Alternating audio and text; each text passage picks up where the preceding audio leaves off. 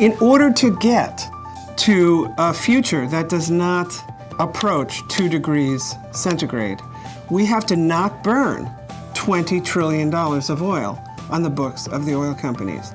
That is one hell of a difficult thing to do, but we have to do it. It's easy to sort of point to a lot of different groups and call them the enemy. To me, the enemy is time. The sooner we act and the more that we do, the bolder we are, the better off we're going to be. If we don't step in now and start to engage our communities around climate change, then we're not going to be able to make the big steps that we need to make in order to turn this thing around. There are many, many creative ways that people can use their voices and speak out about what we understand with confidence, what's uncertain, what likely outcomes are for our climate system, and everything we hold dear if we do nothing about this problem. Now more than ever, having a respected civic discourse on the challenging issues of our time is incredibly important. Fate still lies within our own hands, and Climate One is about saying, no, we have control over our destiny. So here's our moment to speak truthfully about where we are on climate, and in the strangest way, it might be the moment that people are actually ready to listen.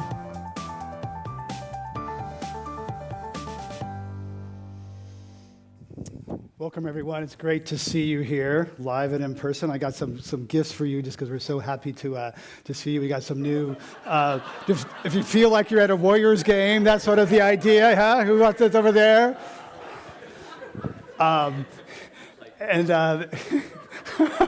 Wow, people, the guy with, wow. It's amazing. No paper towel. Yeah, it's like a Warriors game. Thank you for joining us for this live stream conversation. See, climate can be fun. Coming to Climate Conversations, right? I'm Greg Dalton, and I'm excited to welcome you here for this live stream conversation with White House Climate Advisor Ali Zaidi. To people watching online, welcome. We're really glad you're here. I'm in the San Francisco Bay Area. We'd like to acknowledge the Ramaytush, Ohlone, and Coast Miwok and other indigenous people who have stewarded these unceded lands for 10,000 years.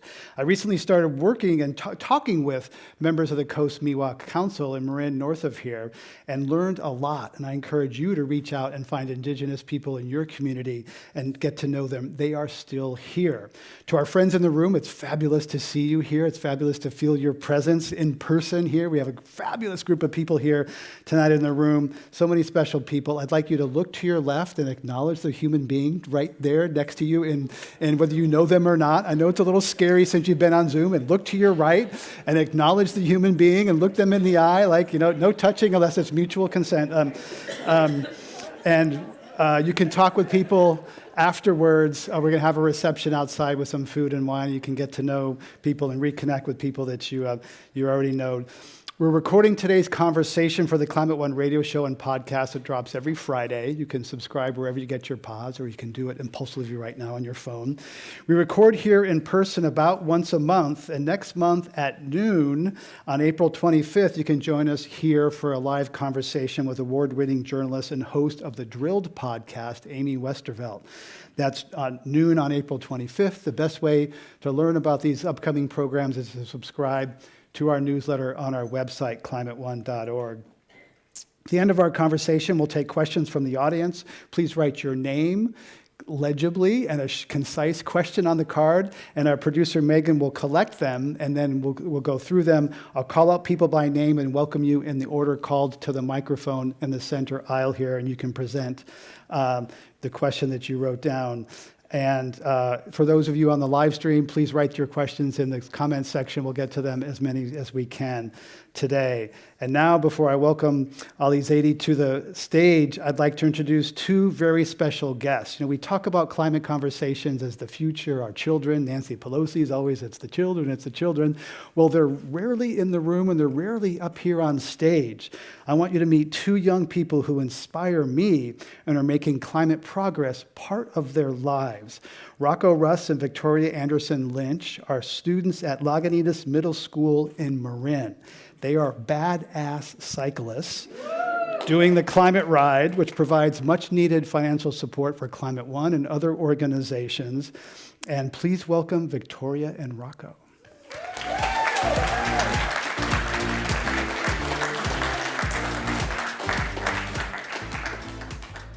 Welcome to you both. So, Victoria, what inspired you to do the climate ride? Yeah, growing up in the world that we're living in today, I have come to understand that climate change means a lot more than just polar bears losing their habitats. It means the air we breathe isn't clean, the water we drink is polluted, and the planet we live on is dying. And I wanted to become part of a movement that is helping to change that. And Climate Ride is a super fun and accessible way to do that. And how far are you going to ride? 72 miles. It's not what I was doing at 13. I'm pretty sure it's not what you were doing at 13. Rocco, what's your motivation for doing the climate ride? Well, since that climate change is the biggest problem we face, and I want the future generations to have clean water, clean air, healthy plants and trees, and oceans filled with wildlife, I would like to Do the climate riding, right? Yeah, support that. Yeah, and I would like to use my passion of mountain biking to help the world.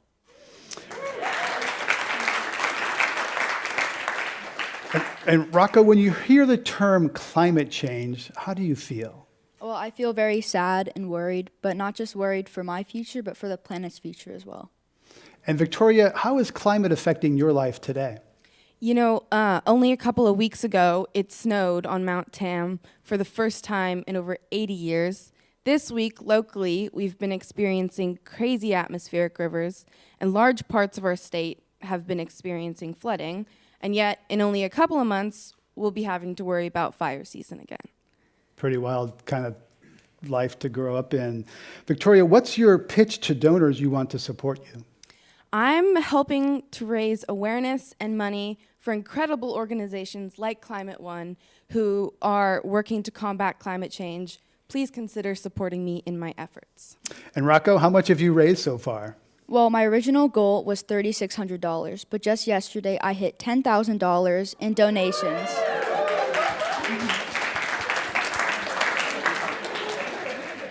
And that gets you in the Climate Ride Hall of Fame, and you're the youngest person ever to do that.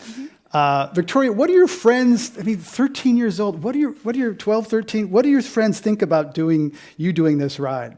Yeah, I think they all really understand the urgency for our generation to step in and take action, and they're all really supportive in my fundraising efforts.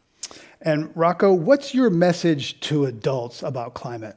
Well, honestly, Greg, most adults aren't doing enough for the planet, and they need to step up and listen to kids and be inspired to take action.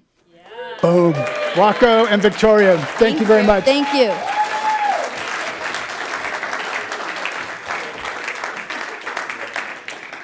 Now, please welcome Assistant to the President and National Climate Advisor, Ali Zaidi.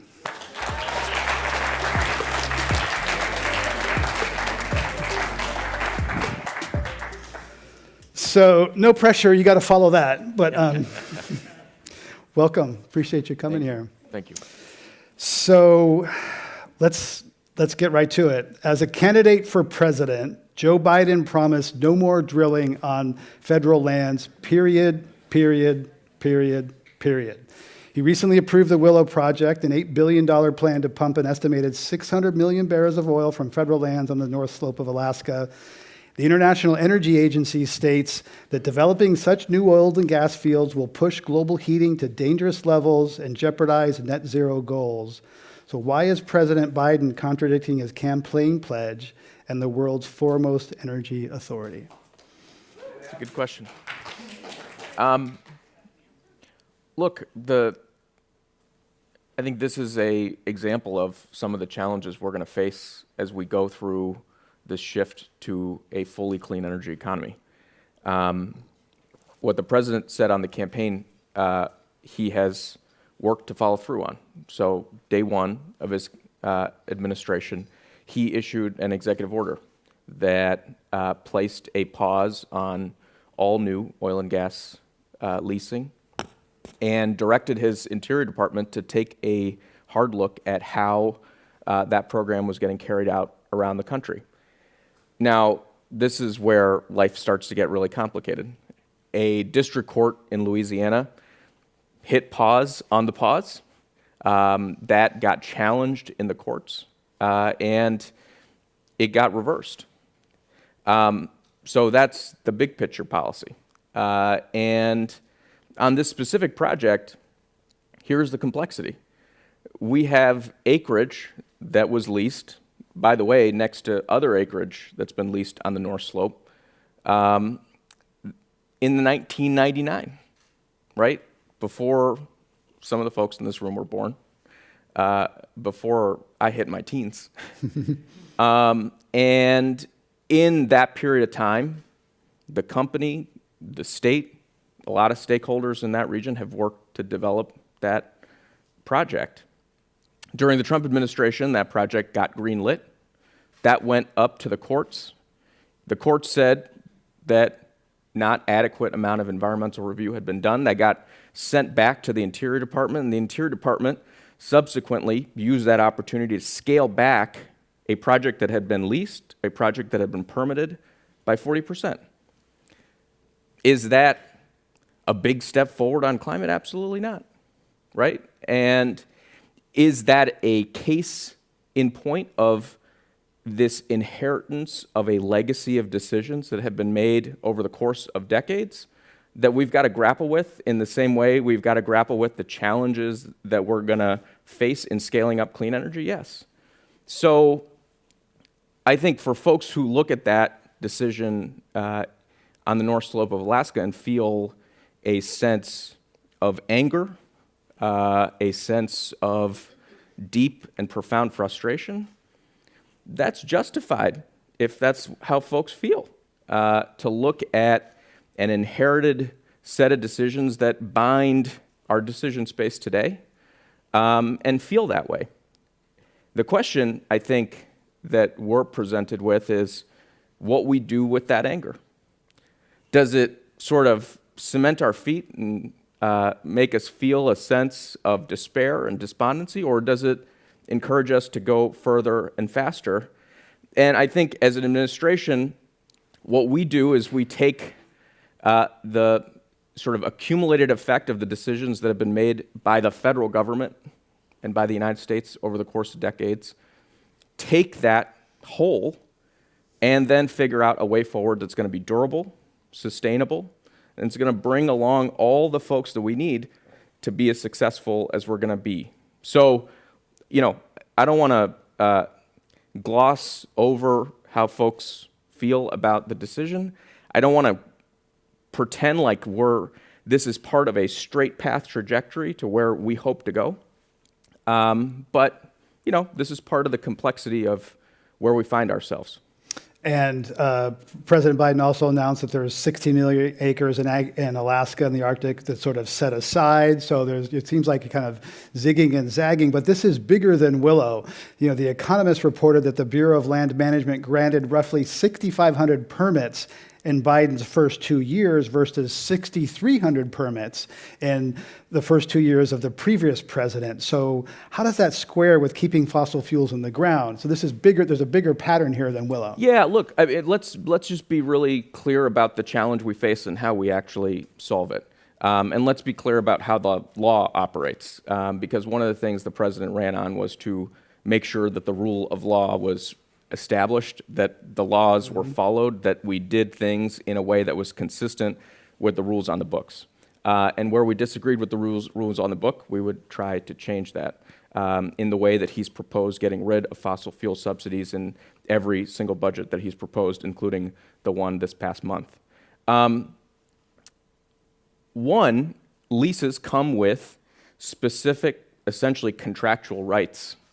And so to look at, how that came to pass, you got to look at the amount of leasing that was done under the previous Companies paid money for those rights. Yeah, they did. And the federal government accepted those. So that's, I think, thing one is let's just be level about how these decisions get sort of baked into the operations of government. The second is, and I think this is really important, to just be very, candid about how we're going to get to where we want to go. For the family that's got a car parked at the end of the driveway tonight, it's probably the car that's going to be parked there tomorrow, right? So they're not switching to EV necessarily tomorrow. And what we know is the most aggressive goals around the world, including California leading the pack, are to get to 100% electric vehicle sales by 2035. That's new vehicle sales. All the other vehicles are going to run for 10 to 15 years. That's how long cars generally tend to stay on the road. That is the legacy of inherited decisions. That's a complexity that we face. But the implication of that is that even after 2035, as long as those vehicles are on the road, and it's probably going to be a lot of folks who are low and moderate income, they're going to have to fill up at the gasoline station. Oil and gas isn't going away anytime soon. And, I think we'd love to be in a world where there's a single switch to flip, but the reality is there are 250 million vehicles on the road. And because of decisions that have been made by a bunch of folks over the course of decades, most of those 250 million vehicles are internal combustion engine. Now, under the Biden administration, we've doubled the number of charging stations that line our highways. We've doubled the number of electric vehicle models that are available to consumers. We've doubled and are on track to quadruple the amount of electric vehicles sold in any given year. We're massively, massively changing our capacity to make those vehicles in America. So we're going incredibly fast, and we're picking up pace every single day to spur that clean energy transition.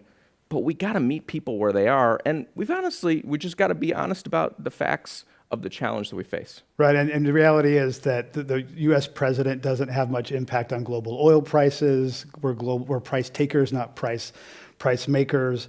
And much of the environmental movement attacks and villainizes energy supply.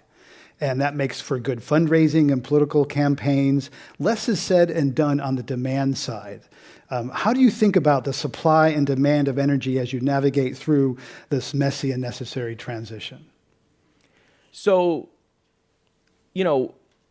the way, and the president said this at the beginning of the invasion of Ukraine, when the global energy markets were in shock. Turmoil, yeah. He got in the Roosevelt room of the White House and he said, I'm going to do everything we can to support our brothers and sisters in the Ukraine. But let's be clear. True energy security is not at odds with climate security. True energy security is actually coextensive with it, because the way we get there is by accelerating the deployment of clean energy technologies.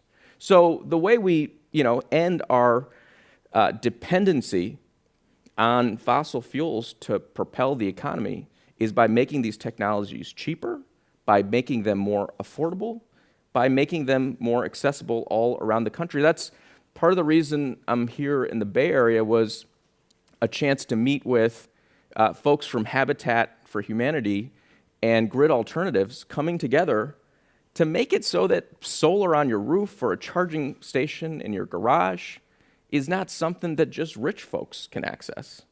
And that's something President Biden feels so much in his core. That's why when he went and pushed for an electric vehicle tax credit in the Inflation Reduction Act, he didn't just push for one for new vehicles. He recognized for a lot of folks, a new car is not on the table. So he created a first ever used car electric vehicle tax credit. $4,000.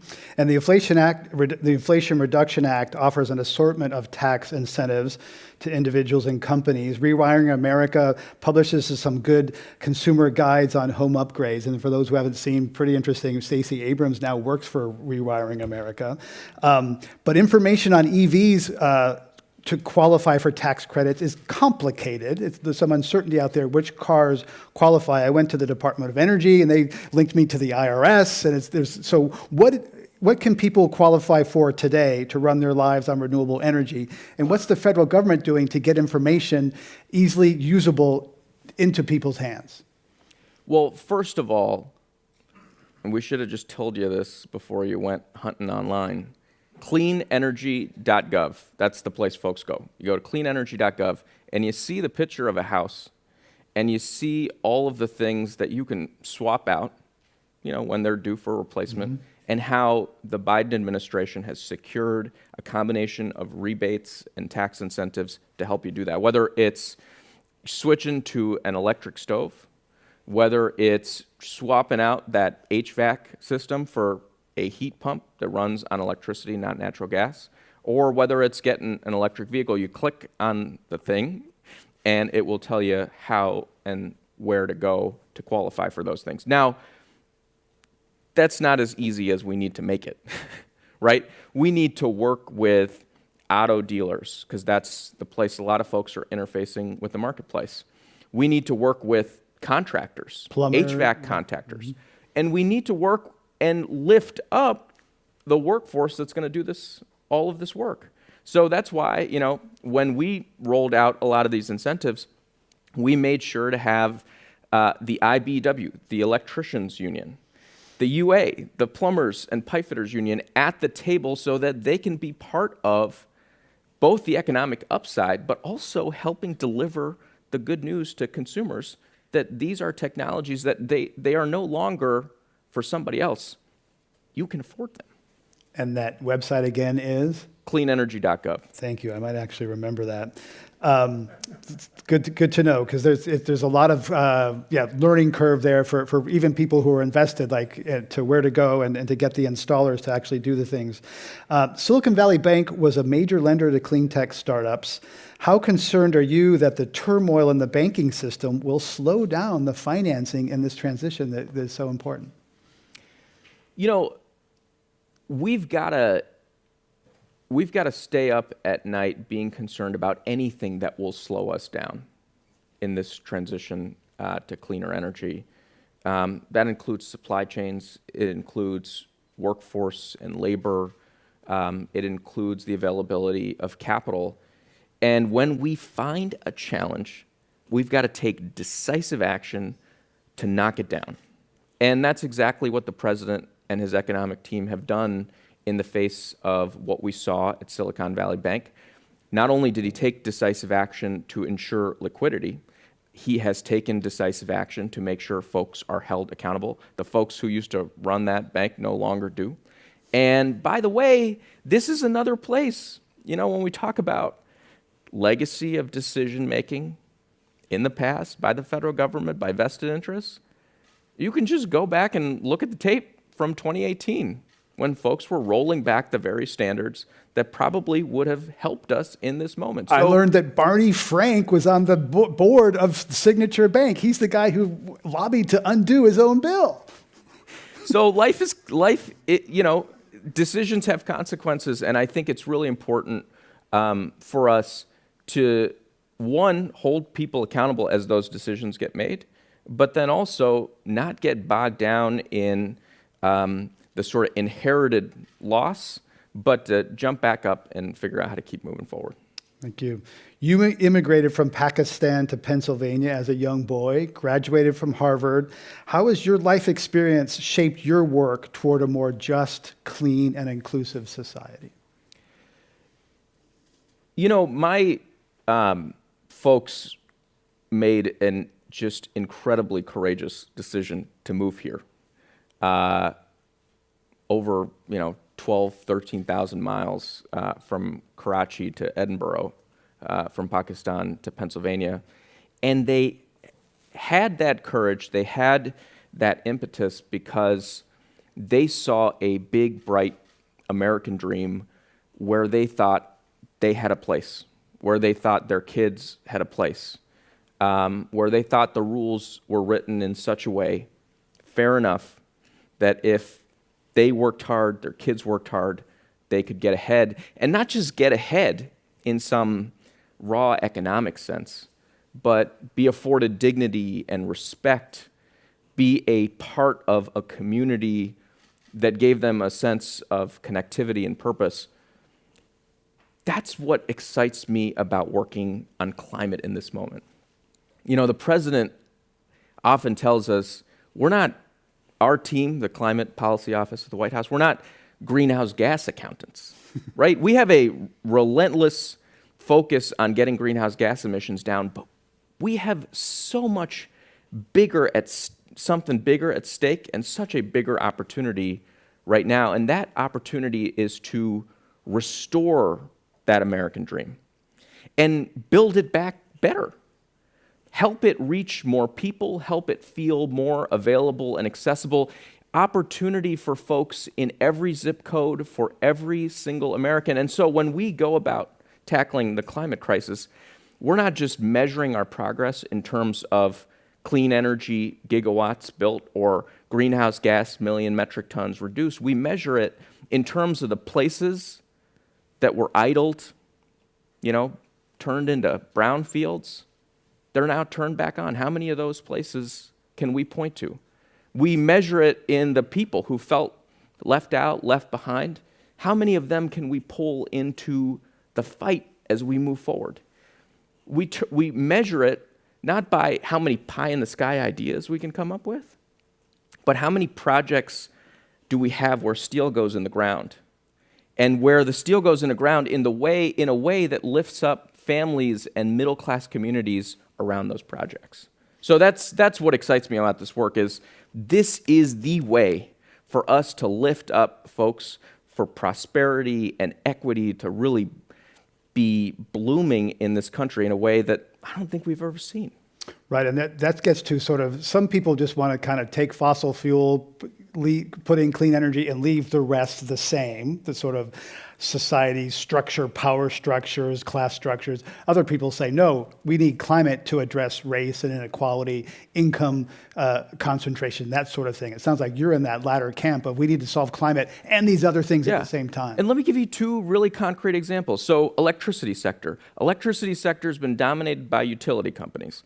And I'm not saying anybody is the enemy, but let's think about how we structured the Inflation Reduction Act and how we structured our shift to clean energy. We've created a $27 billion climate bank at the EPA that's going to facilitate financing of community-owned, community solar and storage projects all across the country. We made it so that the tax code is more favorable for rural co-ops and publicly owned electricity companies. We made it so that when you deploy those projects, you get a bigger incentive if you're deploying in low and moderate income communities, or if you're deploying in a community that had a coal plant that shut down, an energy community going through transition. You get 5 times higher tax credit if you build in a way that also pays prevailing wage to the workers at that construction project. And you want the full credit, you've got to source those materials here in America and revitalize our manufacturing base. So that's transformative, right? That's transformative, not just because it's going from dirty to clean, but because we're lifting up all these folks at the same time. And what's really important, I think, about this moment is not that we're just going back in time to, something that was a little bit better a few years ago or a few decades ago, but that we're actually making progress even relative to where we were a few decades ago. And I think what that means to me is not just building the new stuff clean, but repairing the places where we did damage. And this is where it seems like policy and politics intersect, because it sounds to me like they're addressing people that are a lot of the aggrieved workers who feel like they've been left behind, who went over to MAGA, frankly, that the Democrats lost because the factory left and went to China or somewhere else. And there was a story in Politico about how a lot of the benefits of the Inflation Reduction Act would go to red congressional districts represented by people who voted against the bill. And I talked to the head of the Conservative Climate Caucus in the House. He said, I don't know, but that's pretty smart if they did that. Did you do that? Did you go after these kind of red areas and say, we want to make them green? Well, look, the president ran to be president of all Americans. He ran to be president for the benefit of folks who live in red districts and blue, right? And he is working tirelessly to make sure everybody comes out ahead, regardless of who represents them in the United States Congress and regardless of how they voted. And, I think that's how we're seeing the geography of opportunity manifest. It's not, in the same way a hurricane does not discern right? Whether you voted Republican or Democrat, it doesn't swerve if you denied climate change. We're not going to be swerving to avoid folks on the upside opportunity we have here.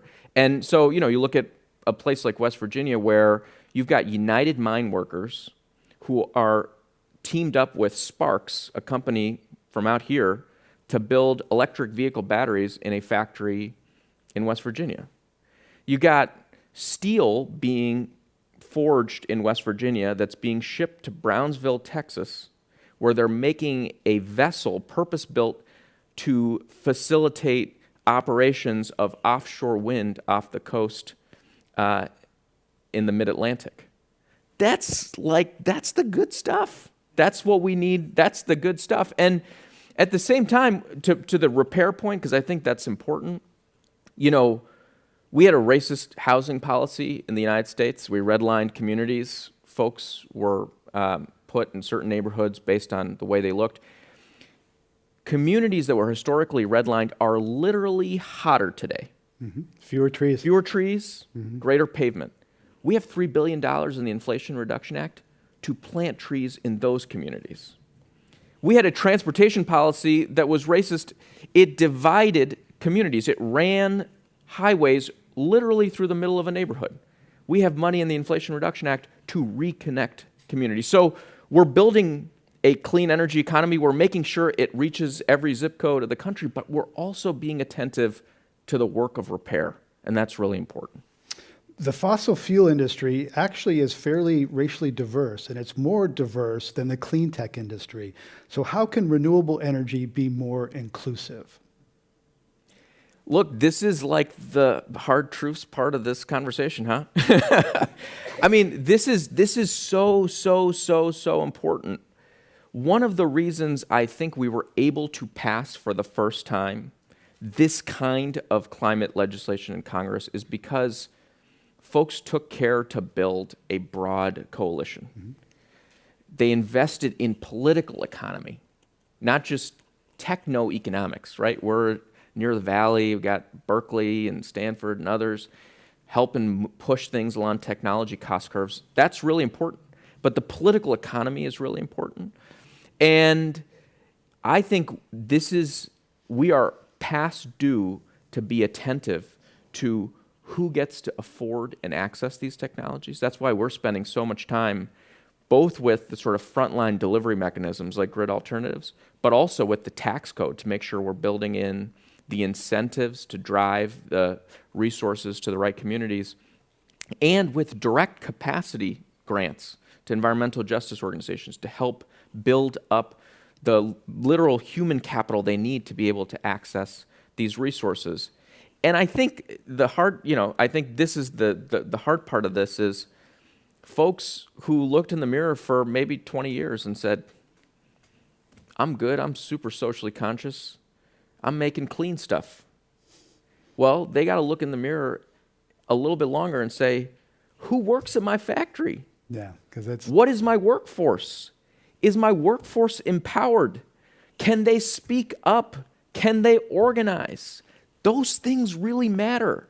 And I think we've got to look at the clean energy workforce and we got to think about whether we respect them, whether we are giving them dignity, whether they're not just giving them a paycheck, but benefits. And then we got to look at where this stuff's getting deployed. If you look at how solar got deployed, rooftop solar got deployed over the last 10 years, it's great, we're making progress. But it's a lot of folks with credit scores above 750. Folks like Grid Alternatives and Habitat for Humanity are helping reach down to 650, maybe lower. How are we helping people afford the transition we're talking about? I know folks are relentless and feel impatient about flipping the switch, going to clean, but we gotta bring everybody along if we believe the values that we espouse to. Right. The narrative in climate world has been that clean energy prices have dropped dramatically and they will continue to drop. Yet clean is getting cheaper and that clean will win on price and virtue. However, during COVID, that narrative changed and prices increased for polysilicon used in solar, lithium carbonate used in batteries. Has that changed your view of the narrative of inevitability? Because there's been a sort of certain presumption that, well, fossil prices are volatile, nuclear is going up, but the clean is always going to get cheaper. That's not true. Yeah, I mean, look, I think been around climate policy and clean energy industry long enough to believe that nothing is inevitable. Nothing is inevitable. And all the progress that we make is the product of purposeful, patient, impatient, relentless pursuit to move the ball forward. And all along the way, incumbent interests or otherwise will create first, they fed us denial, then they fed us delay. Now they want to feed us cynicism, right? That's the new. Always doubt. That's the new. It's always doubt. it's like, oh, maybe we're not making progress. Maybe we should just give up, throw up our hands. But to your point on what happened over that period of time, we underinvested in supply chains. There's this mill in Moses Lake, Washington, where they used to make ingots and wafers that go into solar panels. And like so much of the solar supply chain, we waved to it as it went overseas. Now, because of the Inflation Reduction Act, that mill is back on. It's got a 10-year contract, and it's shipping ingots and wafers to get stamped into solar panels in Georgia. So that's the kind of stuff we need to do if we want to stay on this trajectory, but it's not going to happen on its own. There are a lot of things that will work against progress, whether it's underinvestment in supply chain or it's underinvestment in workforce and labor. And we got to stay ahead of all that if we're going to make the progress that we need. And there's a lot of, U.S. has an industrial policy again. This is now, it's considered acceptable to have industrial policy. But according to the Niskanen Center, center-right think tank, these requirements of, buy American, American ingredients in electric cars, et cetera, could drive up prices and slow the pace of decarbonization. So is there a cost to bringing investment into the U.S. and having this U.S. requirements? Is there a cost impact of that? I think we've been able to make that progress and maybe prove that hypothesis wrong. And what we're seeing instead is that we're triggering a race to the top around the world to build more resilient and robust supply chains everywhere else. The European Union is looking to enact a set of policies that are going to help expand their industrial capacity to manufacture these products. But, and to just take a step back, I think this goes to is the future clean and is that enough? I think it matters that the future is clean, but sourced from places that share our values, where we don't have kids doing the work, where we're not fouling up streams and the air in the name of manufacturing clean energy. Those things really matter. And I think if we're taking this opportunity, this inflection point that we're in, to rebuild the American middle class, but also lift up countries around the world that share democratic principles, that afford dignity and respect to women workers, to their entire workforce, not just a few people, that's a really good thing to do, and we should do it. And you say that because part of your job is to go around and listen and have conversations with lots of people and bring that back to the president into the Oval. Do you say that to environmentalists who want to stop this pipeline, stop this development, stop, not here? And effectively what they're saying, we want it to happen somewhere else, because unless demand changes, that pipeline or that oil extraction is going to happen in Nigeria or Ecuador or somewhere else. So do you say that to people? It's like, hey, it's better to happen here in the U.S. with better laws, labor, environment, et cetera? Well, let me answer that question two parts. The first is, we stipulated to the fact that in a Paris, to folks know the Paris Agreement, really big deal, we're not on track to meet it. But if we were on track to meet it, we would still need fossil-based fuels well into the next several decades. So that's just a fact. So to your point, it's going to have to come from somewhere. Right. And that's a fact.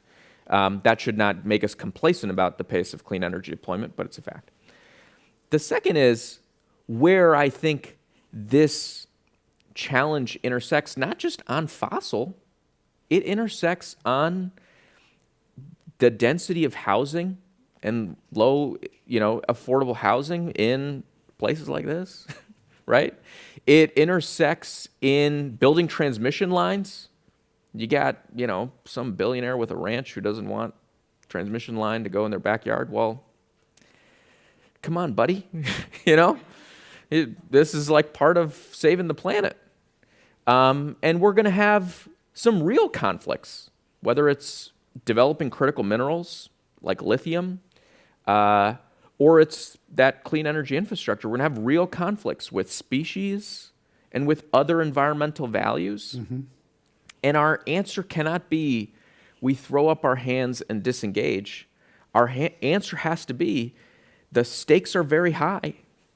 And we're going to engage this question, and we're not going to villainize anybody. We're going to look at the interests. We're going to do the analysis, and then we're going to make a decision and stick to it. And, I think that's going to be hard. And involves some really hard trade-offs. Yeah. I think there's a lot of purity that blocks, like, oh no, it's not perfect, so we shouldn't do it, and that we don't. But this president has been very clear. Look, when it comes to getting clean energy built, when it comes to making sure that we have the minerals and the inputs to supply that clean energy, he is going to spur the permitting machine along so that we're hitting our marks, because we got to build this stuff. Right, and that was the next question, which is, that permitting is one of the biggest obstacles. This is an area where there's also divides within the Democratic Party, which is one reason why the last attempt to permitting reform led by Joe Manchin failed. It's back. It's a priority for the Republicans in the House. Where is there common ground? What do you think needs to be reformed on permitting, both fossil and clean? Yeah, look, I had a law professor whose entire semester could have been summarized in, if things are the way they are, why do you think they are the way they are? And the answer almost always, and somehow not everybody in the class got it, but the answer almost always was because somebody's winning. Somebody's making a bunch of money with the status quo the way it is. So let's just call it out and say, hey, there's a reason sometimes progress stalls out, and it's because somebody's winning. I think what we've realized is a lot of these rules may make one person, one entity, one set of incumbents prosperous, but it's not leading to prosperity broadly.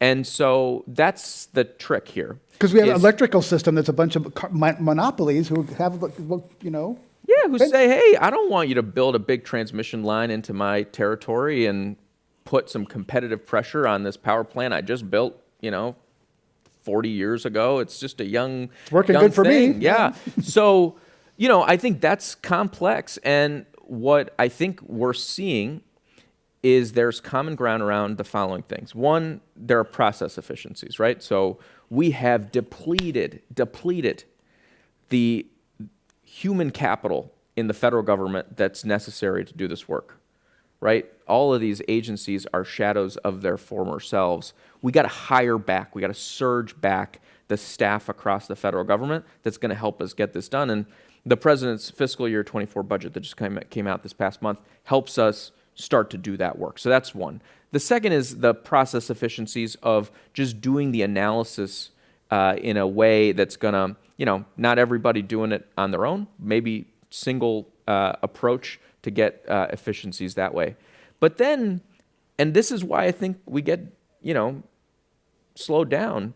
So there's this thing called interconnection. Mm-hmm. You build a solar farm, and that last, little bit to connect it to the grid, it requires real upgrades. And there's a big conversation all around the country of who's going to pay for that upgrade. Should they pay for all of the upgrade?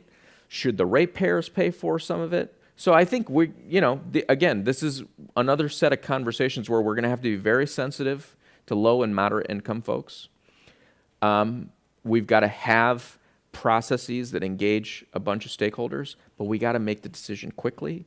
We got to move forward. We got to build this stuff. The White House visitor logs recently were released, as they are periodically, and it was noted that John Podesta, who works in the White House with you, met with the CEO of Exxon. I'm curious what you can tell us about that conversation. And more broadly, what is the administration approach toward these fossil fuel companies that on the one hand are lobbying against electric cars? The American Petroleum Institute is lobbying against EVs because that's a threat, but they're big and powerful, and they're going to be here. They're not going away. So what's the approach to engaging with the super majors? Well, let me say, I'm so grateful for the team the president's been able to recruit and put around this challenge, and we're so fortunate to have John implementing the Inflation Reduction Act and making sure it's done in a way that unlocks the full economic upside for the American people and maximum climate benefit. We've got to engage with folks in every sector of the economy. Just 2 weeks ago, maybe it was a week ago, time is sort of a diluted quantity at the White House. But, recently, we had all of the CEOs from steel, cement, and aluminum around a table at the White House.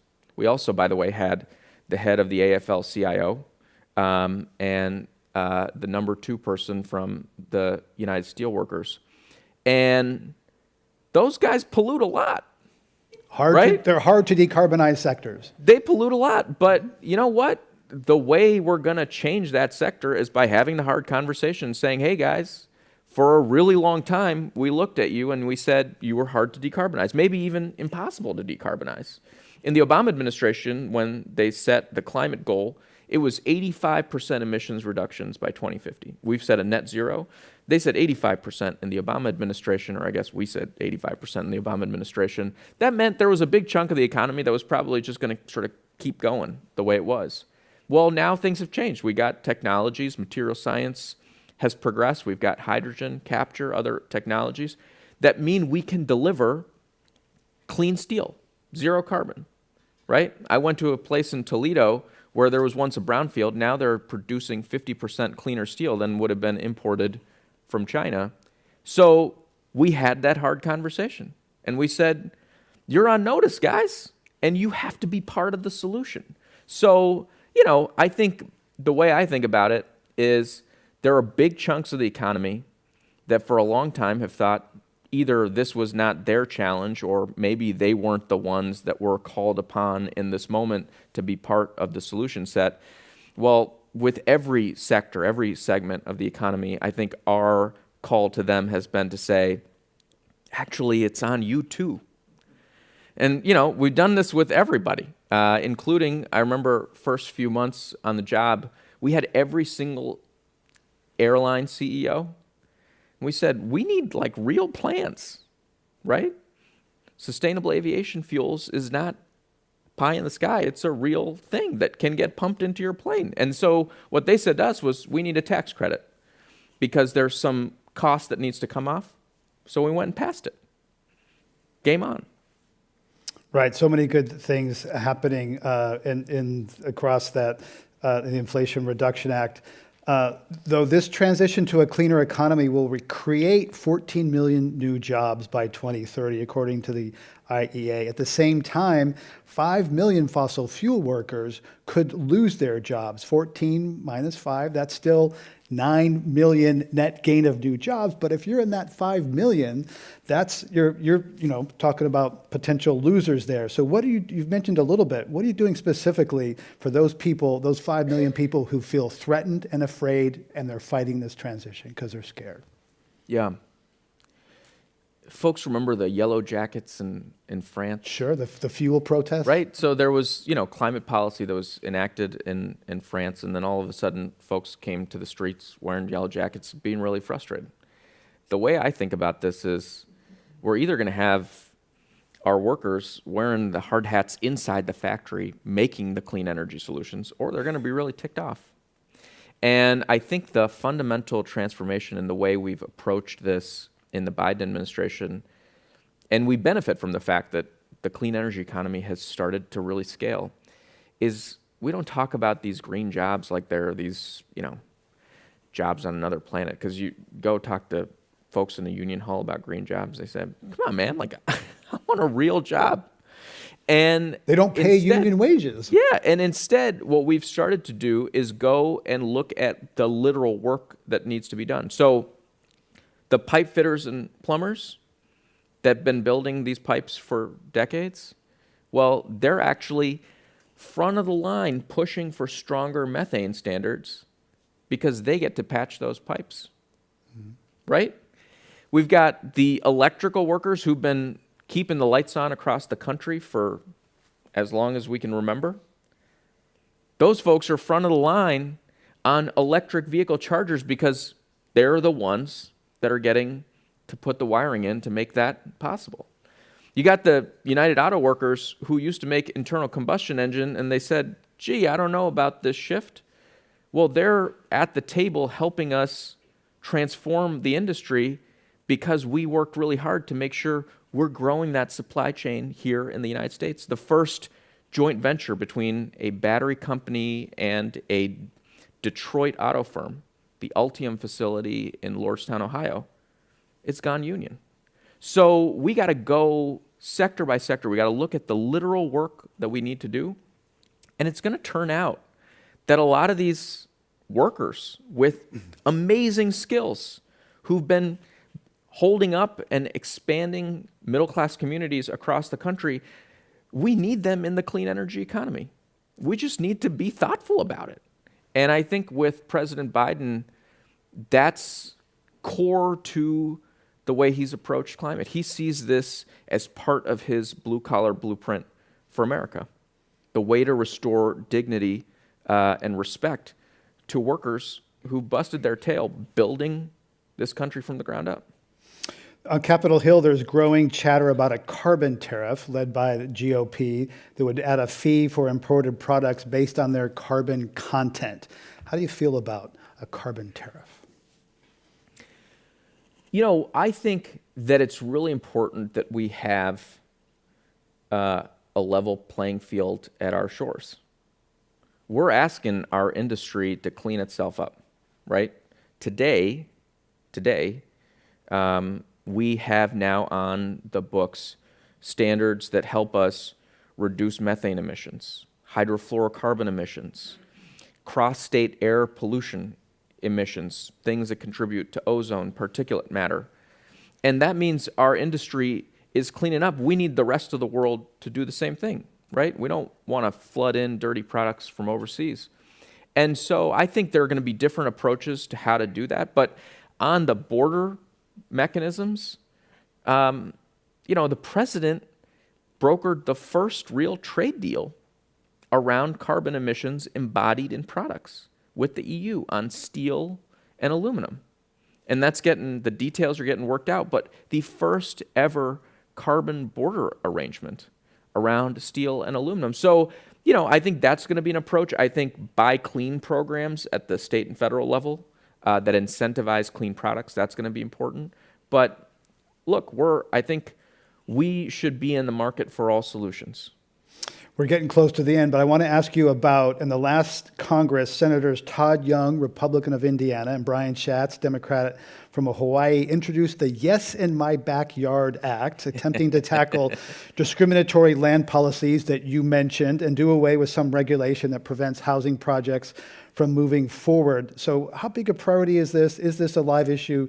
Because most land use decisions are made at the local level. You know that. You worked for New York State. Is there a federal role here for opening up doors to more housing where there's a real crisis nationwide? I mean, at the very least, I think it's really important for federal leaders to use the power of the bully pulpit to talk about the incredible economic proposition that we have here and the equity imperative that we have to make sure that we're advancing policy that helps us re-level the playing field in a lot of these communities. I think that we need progress at every level of government, and that's why, just to maybe go to the beginning of the the conversation with Victoria and Rocco, one of the things that really struck me was their articulation of climate as something that evoked a sense of doom and despair, right? And that makes a lot of sense when you've seen the sky turn orange, when you got, a message on your phone telling you to turn off the faucet because there's a drought. I think that it's on the grown-ups who are sitting in jobs, whether it's at local government or state government, federal government, to work like heck with all the tools that they have available to make this feel like a story of hope and possibilities. And that means that local officials are going to have to be inventive on zoning policy. They're going to have to be inventive on building codes. That's within the local domain. They're going to have to be inventive on training programs, connecting people with resources to get into this workforce. But, I think for too long, there's been a dereliction of duty in government. It's why we've got all of this baggage to deal with. I was born the first year the world hit 350 parts per million. So there's been a really long period of time when people have just been watching it go from 350, 375, 400, and so on. And so, I think what we're called on in this moment is to see if we can take action in a way that's decisive, that's bold, that's monumental, that's inclusive, that's equitable, that's sustainable and durable, that's accelerating, and that reframes this from a conversation about doom and despair into a conversation about hope and possibilities. And one of the upcoming episodes of Climate One will be about, I think there's a website, a professor, climate happiness. So it is possible, and there's work possible going in this direction. We have way more questions from the audience than we can possibly have time for, tribute to this very engaging and informative conversation. So my apologies to all those who put in questions we can't get to. I'd like to call Laura, Annie, Dan Lashoff, and Vivian to come in that order. Laura, Annie, Dan, and Vivian, come to the mic in the middle here, and we'll invite you to read your questions for Mr. Zaidi.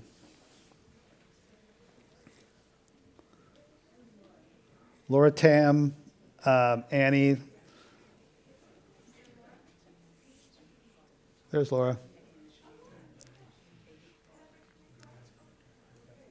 Also, 72 miles seems like a very long ways. On a mountain bike, uphill. Okay, thanks so much. I'm Laura. The IRA is so critical to accelerating clean energy investments, but as we heard from our youth today, floods and wildfires are here now, and climate impacts are worsening. What will the Biden administration do to accelerate resilience and adaptation, especially in our most vulnerable and disinvested communities? Thanks. That's a great question. The bipartisan infrastructure law, which was the biggest piece of legislation anyone really had ever gotten done before we did the Inflation Reduction Act, and that was the biggest piece of legislation on climate that we'd ever done. The bipartisan infrastructure law included over $50 billion of investment into resilience. And resilience sounds like this vague term, so let me say what it really means. It means grants for cities to help raise the road. So in Miami, 4 feet up, so the road doesn't get washed away. You could still drive to the hospital or the community center when the floods are flowing in. It means investment into our grid so that in places where they aren't already going through the process of undergrounding transmission lines, we can do that so the lights stay on when the fires start burning through. It means investment into the West, making sure we are building more capacity to generate, store, and be more efficient with our consumption of water so the drought doesn't hit us as hard. And to your point about who is at the front of the line when these investments are being made, we have a historic commitment, Justice 40, and that program means focusing 40% of the benefits on the communities most severely left behind, the places that are really absorbing the worst of the climate crisis. Through that program, one of the things I'm most excited about is a program that actually gets you money before the disaster hits to build resilience. For example, a cocoon around a children's hospital that allows the hospital to withstand up to Category 4 hurricane. So that's the kind of investment we need to be making, and tribal communities, by the way, part of how we are getting after the challenge of resilience and adaptation. And that work doesn't just stop at our shores, by the way. We've got a responsibility to help build up resilience and adaptation all around the world, especially in places that didn't pump a bunch of CO2 into the atmosphere. Yeah, Pakistan, that was awful. Dan. Thanks. Thanks very much. Ali, as you talked about, the administration's strategy for decarbonizing the transportation sector is centered on electrifying vehicles as quickly as possible. A lot of great stuff, both in the Infrastructure Act and certainly in the IRA to accelerate that. Given that strategy, can you talk about how you see the role of biofuels going forward, and in particular the renewable fuel standard that EPA has a proposal out on? Great. So first of all, let me say, when we think about the tools that we have available in the federal government, we really are focused on harmonizing the full impact of investments and standards operating together and in tandem.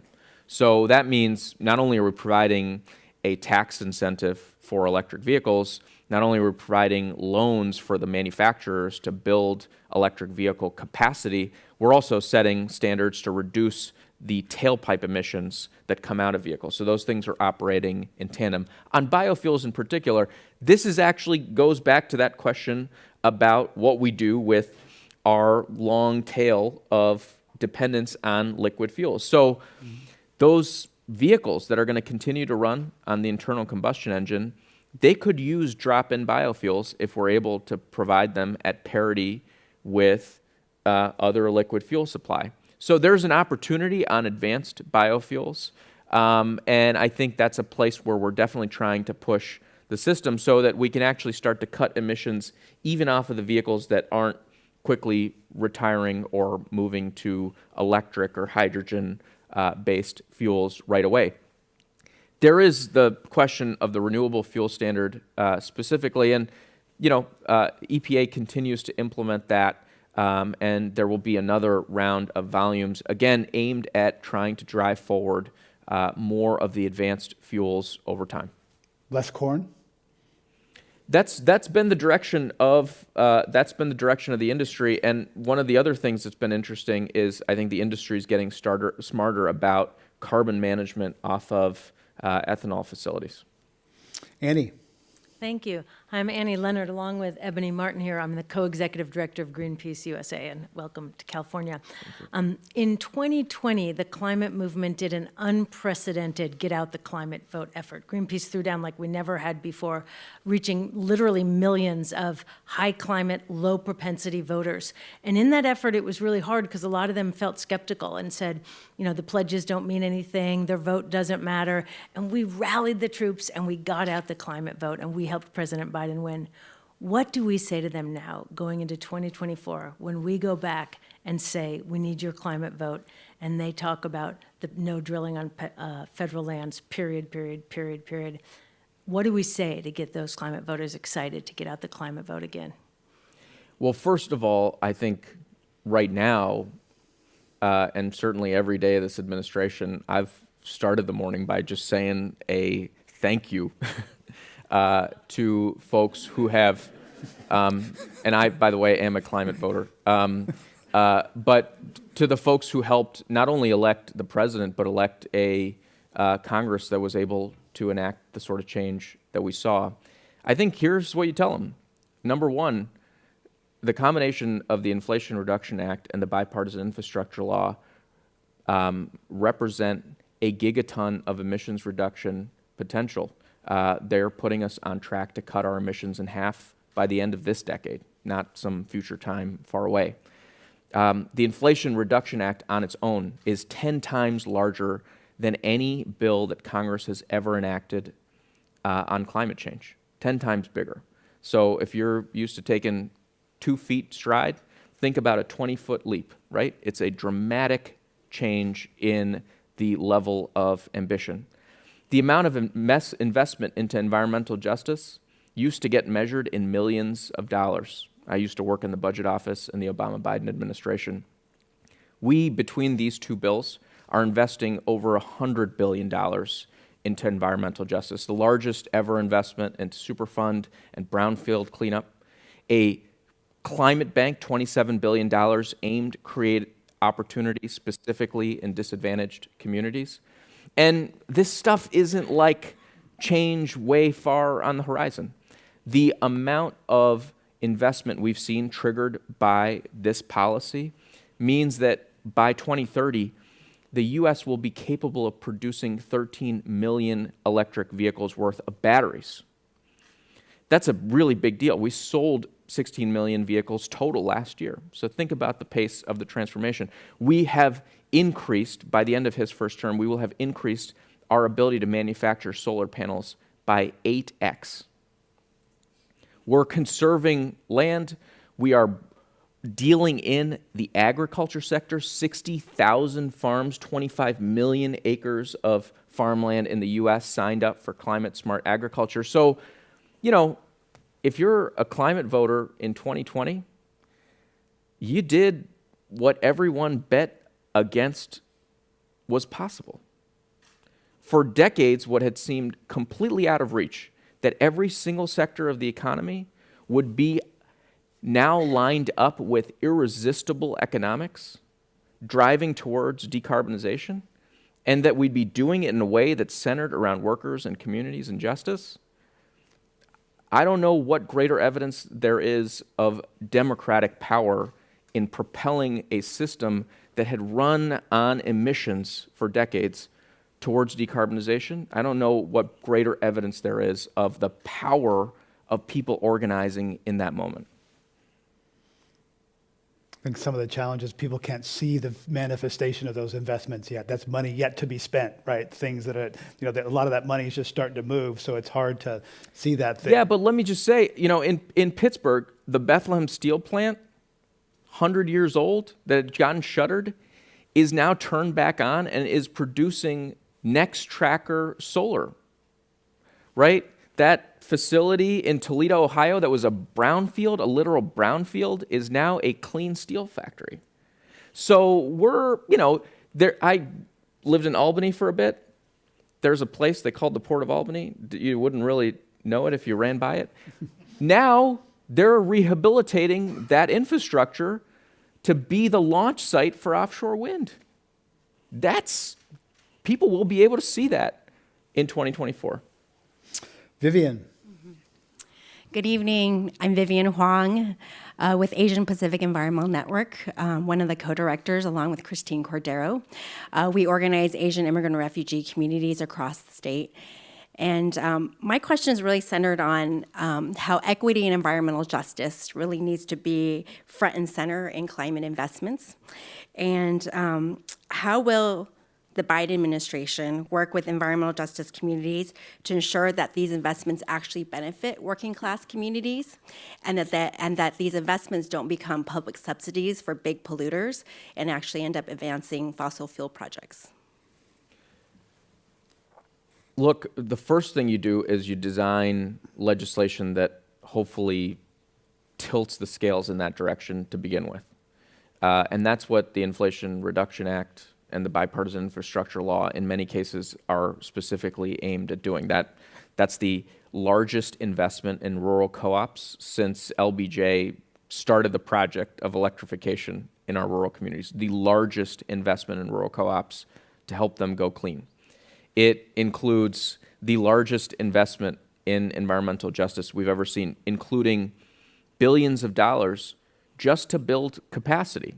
Not for any other purpose, but to build capacity for organizations to stand up and help drive community-led, community-developed vision of where they want to go on clean energy.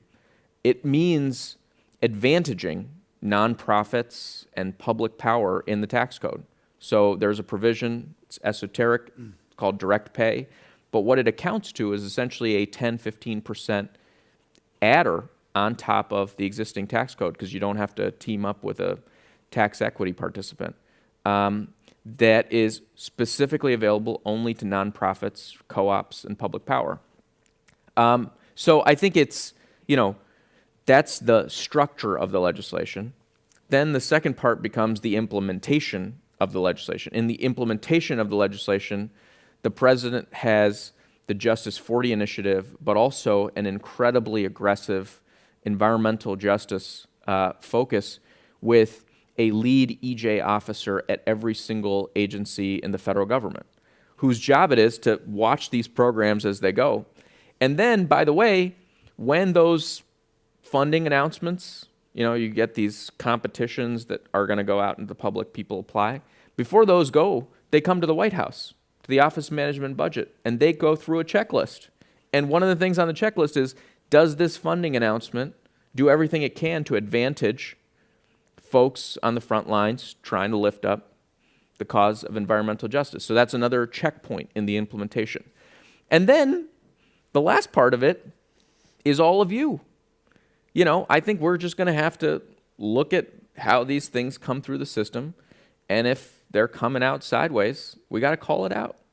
And you've got a team in Washington that is under a very clear mandate from the president to be responsive. If the way we're designing it, the way we're implementing it, is not the way it pans out on the ground, then we got to get boots on the ground and help fix the situation. And as we look to 24, it reminds me of during the 2020 election, I sat here with Jay Inslee and Tom Steyer, who were the climate candidates in that campaign. They had the boldest plans at a time when the Democrats were trying to outdo each other. And Joe Biden was the moderate guy who wasn't going to do very much, right? Let's admit it, Biden's climate plan was not exciting anybody. It was Steyer and Inslee. If you'd said to me we'd be sitting here today in 23 with billions and billions of dollars, all this done, I wouldn't have believed you. So just a little perspective to end. Thank you very much for coming here. But can I just say, the same president that got to go give a State of the Union address and say, I delivered on climate, in 1986 and 1987, he was the same guy who was in the United States Congress trying to advance, and did advance, the first piece of climate legislation. So yes, we had an incredibly healthy debate in the Democratic primary. I think it lifted everybody's ambition. By the way, I think the movement and the young people did the most in lifting our sights and helping us see the possibility. But we got a good guy in the Oval Office who's delivering. Thank you. We've got a good guy here advising him. Thank you, Ali Zaidi. Thank you very much. Thank you. Let's go back.